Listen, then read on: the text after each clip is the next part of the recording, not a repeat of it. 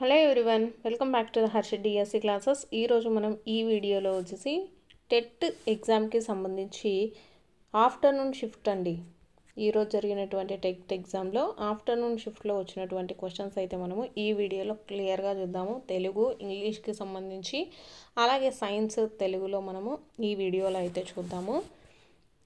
తెలుగుకి సంబంధించి అయితే ఫస్ట్ క్వశ్చన్ వచ్చేసి ఏనుగు లక్ష్మణ కవి యొక్క శతాబ్దం అడిగారండి.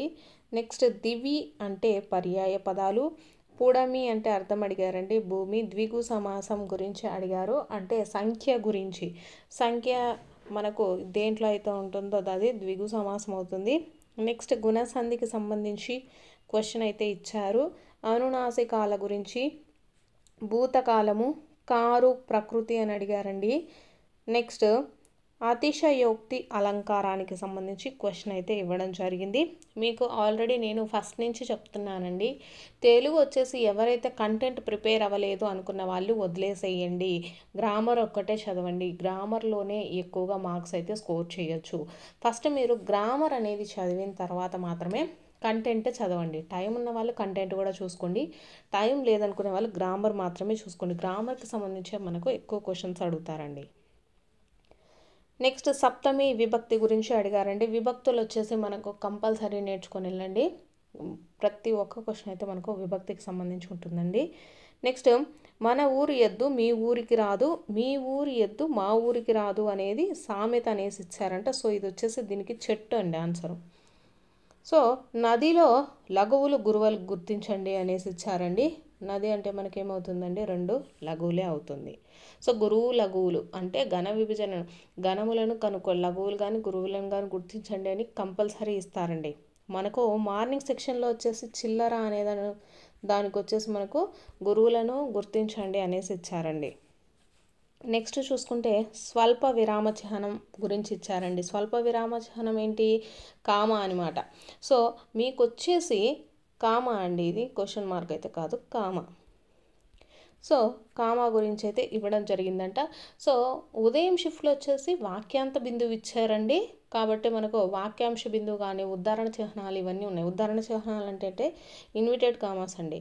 కాబట్టి దీనికి సంబంధించి మీకు చిన్న టాపిక్ అండి, 1 మార్క్ ఈజీగా వస్తుంది, చదువుకొని వెళ్ళండి. నిత్య ఏకవచనము మనకు వచ్చేసి, నిత్య ఏకవచనం అంటే దానికి వచ్చేసి మనకు బహువచనాలు అనేటివి ఉండవండి. నెక్స్ట్ అవి తెలుగుకి సంబంధించిన క్వశ్చన్స్ అయితే ఇవ్వండి. చూసారు కదా, మనకు మొత్తం ఇవన్నీ గ్రామర్కి సంబంధించినవేనండి. ఓన్లీ ఫస్ట్ క్వశ్చన్ ఒకటే మనకు కంటెంట్కి సంబంధించిన దాని కింద వస్తుంది. మొత్తం అన్ని క్వశ్చన్స్ కూడా మనకు గ్రామర్కి సంబంధించింది. నెక్స్ట్ సైన్స్కి సంబంధించి వచ్చేసి ఏపీ ప్రభుత్వము ఏ తరగతి వారికి ట్యాబ్స్ ఇచ్చింది అని వచ్చారండి. సో 8వ తరగతి వారికి అయితే ట్యాబ్లు అయితే ఇవ్వడం జరిగింది. నెక్స్ట్ పాటలీపుత్ర అనేది దేనికి రాజధాని అనేసి ఇచ్చారు. నెక్స్ట్ అటపాక పక్షి సంరక్షణ కేంద్రము ఎక్కడ ఉంది అనేసి ఇవ్వడం జరిగిందండి. నెక్స్ట్ క్వశ్చన్, నెక్స్ట్ బొర్రా గుహలు ఏ నది కారణంగా ఏర్పడ్డాయి అనేసి ఇచ్చారు. కృష్ణా నదికి ఉపనదులు ఏవి అని. నెక్స్ట్ సమతల వైశాల్యం పైన పనిచేసేటటువంటి బలం ఏది. నెక్స్ట్ వచ్చేసి ఇది వచ్చేసి మనకు క్వశ్చన్ అయితే క్లారిటీగా లేదండి, కాలుష్య కారకాల గురించి అయితే ఇచ్చారంట.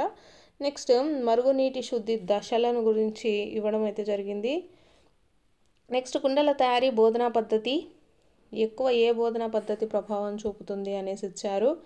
అన్వేషణ పద్ధతి దశల గురించి, పురపాలక సంఘం ఏర్పడడానికి ఉండవలసిన జనాభా ఎంత, అలాగే జాతీయ విద్యా విధాన చట్టం గురించి. నెక్స్ట్ డూ ఆర్ డై అనేది మనకు ఏ ఉద్యమానికి సంబంధించిందంటే ఇది క్విట్ ఇండియా ఉద్యమం ఉంది కదా, దానికి సంబంధించిందండి. నెక్స్ట్ ప్రాజెక్ట్ పద్ధతిని ప్రతిపాదించిన వారు ఎవరు అనేసి ఇచ్చారంట. సో ప్రోబెల్ అండి. నెక్స్ట్ చూసుకున్నట్లయితే రైతువారీ పద్ధతిని ఎవరు ప్రవేశపెట్టారు అనేసి ఇచ్చారు. విలియం బెంటింగ్ అండి రైతువారీ పద్ధతి. నేను ఒకసారి వీటికి వచ్చేసి ఆన్సర్లు కూడా కింద కామెంట్ సెక్షన్లో ఇస్తాను, కొంచెం టైం అయితే పడుతుంది. మీకు ఎవరికైనా ఆన్సర్స్ తెలుసుంటే తప్పకుండా కింద కామెంట్ సెక్షన్లో అయితే కామెంట్ చేయండి. అలాగే ఈరోజు ఎవరైతే ఎగ్జామ్ రాశారో వాళ్ళందరూ కొన్ని క్వశ్చన్స్ కూడా మీకు గుర్తున్న క్వశ్చన్స్ అయితే కామెంట్లో ఇవ్వండి. రేపటికి ఎగ్జామ్కి ప్రిపేర్ అయ్యే వాళ్ళకైతే యూజ్ అవుతుంది. నెక్స్ట్ కాకతీయ వంశ స్థాపకుడు గురించి, అలాగే వీటికల్చర్ గురించి అయితే ఇవ్వడం జరిగింది. ఇవి వచ్చేసి మనకు సైన్స్ సోషల్కి సంబంధించి క్వశ్చన్స్ అండి. నెక్స్ట్ ఇంగ్లీష్లో చూసుకున్నట్లయితే మనకు గ్రామర్కి సంబంధించినండి క్వశ్చన్స్ ఇచ్చారు. ఆర్టికల్స్కి సంబంధించి మనకు క్వశ్చన్ కంపల్సరీగా వస్తుంది. ఫ్రేజల్ వర్బ్స్, అలాగే క్లాజెస్, ప్రొనౌన్సియేషన్ మార్క్స్ అనేసి పంక్చువేషన్ మార్క్స్ అండి. పంక్చువేషన్ మార్క్స్ ఉన్నాయి కదా, పులి స్టాప్, కామా, అలాగే ఆశ్చర్యార్థకం ఇవన్నీ ఉన్నాయి కదా, వీటికి సంబంధించి మనకు క్వశ్చన్ అయితే ఇచ్చారు. నెక్స్ట్ నౌను, కంజంక్షను, అలాగే correction of sentence, order of words, అలాగే యాంటోనియమ్స్, సినోనియమ్స్ కూడా ఇవ్వడం జరిగింది. ఇవి వచ్చేసి ఇంగ్లీష్కి సంబంధించినవండి. నెక్స్ట్ సైకాలజీలో చూసుకున్నట్లయితే సైకాలజీ మనకు దాదాపు ఇంతకు ముందు మనకు ఏ టాపిక్స్ 2022లో వచ్చేసి ఏ టాపిక్స్లలో ఇచ్చారో అవే టాపిక్స్లలో మనల్ని క్వశ్చన్లు అయితే అడిగారండి. ఎరిక్సన్ దశల గురించి, అలాగే అభ్యాసన బదలాయింపు గురించి, సంఘర్షణల గురించి క్వశ్చన్, వీటికి సంబంధించి క్వశ్చన్ కంపల్సరీగా అడుగుతారండి ప్రతి ఒక్క క్వశ్చన్ పేపర్లో. నెక్స్ట్ కోల్బర్గ్కి సంబంధించిన క్వశ్చన్, పావ్లోవ్ సిద్ధాంతం ఉంది కదా దానికి సంబంధించి, రక్షణ తంత్రాల గురించి, అలాగే నాయకత్వం గురించి. నెక్స్ట్ చూసుకున్నట్లయితే డెజావు అనేది మనకు ఏ భాషా పదం అనేసి ఇవ్వడం జరిగింది. నెక్స్ట్ ఈద్ అనేది మనకు ఏ సూత్రంపై పనిచేస్తుంది అనేసి ఇచ్చారు. నెక్స్ట్ ఇతిగ్రాహక చర్యను ఎవరు ప్రవేశపెట్టారు అనేసి ఇవ్వడం జరిగింది. నెక్స్ట్ క్వశ్చన్ చూసుకుంటే అభ్యాసన వైకల్యం మొదట ఎవరు తీసుకువచ్చారు అనేసి ఇచ్చారండి. నెక్స్ట్ NEP 2005లో 1వ అధ్యాయం దేనికి సంబంధించింది? ఆనువంశికవాదుల గురించి, బ్రూనరు, అలాగే దోపిడీని నిరోధించే ఆర్టికల్ గురించి అడిగారు.